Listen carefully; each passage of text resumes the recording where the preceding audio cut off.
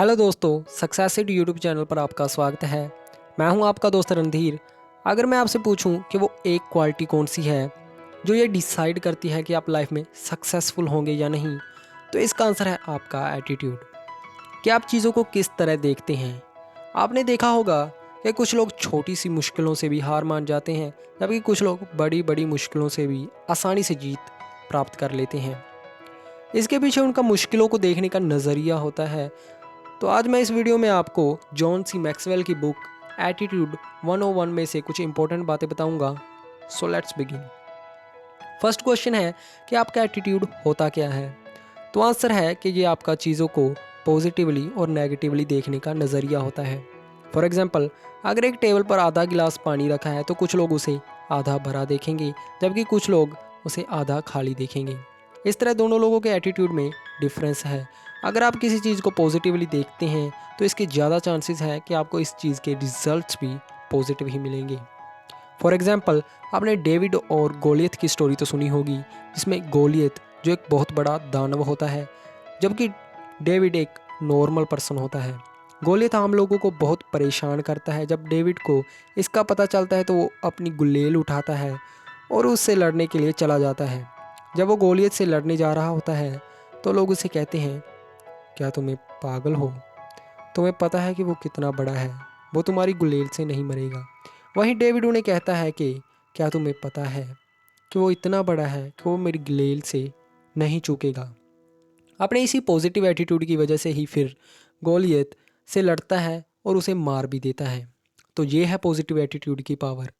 आपका एटीट्यूड आपकी लाइफ के बहुत सारे फैक्टर्स को डिसाइड करता है। फॉर एग्जाम्पल, आप लाइफ में कितने सक्सेसफुल होंगे, आपके दोस्तों के साथ आपके रिलेशंस कैसे होंगे, आप ज़िंदगी में खुश रहेंगे या नहीं, एक्सेट्रा।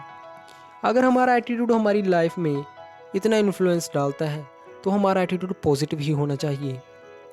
लेकिन मैक्सिमम लोगों का एटीट्यूड नेगेटिव होता है, इसलिए वो ज़िंदगी में कुछ ज़्यादा अचीव नहीं कर पाते।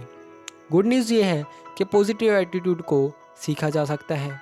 इसे हम कुछ स्टेप्स में सीख सकते हैं जो इस बुक में ऑथर ने दिए हैं। स्टेप 1, इच्छा। ये डिज़ायर कि आप अपने नेगेटिव नज़रिए को बदलना चाहते हैं और इसे पॉजिटिव नज़रिए में बदलना चाहते हैं। स्टेप 2, आपको अपने प्रेजेंट नज़रिए को नोटिस करना होगा। आपको देखना होगा कि आपका नज़रिया पॉजिटिव है या नेगेटिव। इसके लिए आपको सच का सहारा लेना होगा। इसका क्या मतलब है? फॉर एग्जाम्पल, एक पर्सन है जिसमें जेलसी का नज़रिया है। फर्स्ट उसने नोटिस किया कि उसका नज़रिया जेलसी वाला है। उसने सच का सहारा लेकर देखा कि जेलस होना गलत है, क्योंकि हमें शुरू से ये बताया जाता है कि हमें किसी से जेलस नहीं होना चाहिए। स्टेप 3, आपको ये डिसीज़न लेना होगा कि आप इस नज़रिए को बदलना चाहते हैं। स्टेप 4, आपको अपने इस गोल को एक पेपर पर लिखना होगा और उसे ऐसी जगह पर रखना होगा जहां आप उसे दिन में कई बार देख सकें। इस तरह आप इस नज़रिए को बदलने के लिए एक्शन लेंगे और आपका नज़रिया धीरे धीरे बदलना शुरू हो जाएगा। इसके साथ ही ऑथर हमें बताते हैं कि कहते हैं कि हमें असफलताओं को देखने का नज़रिया भी चेंज करना चाहिए। हमें असफलताओं को सक्सेस तक पहुंचने वाली सीढ़ी की तरह देखना चाहिए। दुनिया में जो भी महान लोग हुए हैं वो दूसरे की बजाय सबसे ज़्यादा बार असफल हुए हैं, लेकिन अपने पॉजिटिव एटीट्यूड की वजह से ही असफलता से लगातार सीखते गए और इम्प्रूव होते गए। एक बार एक स्टडी की गई जिसमें चिल्ड्रन के 2 ग्रुप बनाए गए। एक ग्रुप को कुछ किलो मिट्टी दी गई और उन्हें कहा गया कि आपको इस मिट्टी से ज़्यादा पॉट बनाने हैं। दूसरे ग्रुप को इसके उल्ट सेम अमाउंट में मिट्टी दी गई, लेकिन उन्हें कहा गया कि आपको सिर्फ एक पॉट बनाना है जो सबसे बढ़िया होना चाहिए। लेकिन जब रिजल्ट आए तो वो चौंकाने वाले थे। सबसे बढ़िया पॉट उस ग्रुप का था जिन्होंने ज़्यादा से ज़्यादा पॉट्स बनाई थी।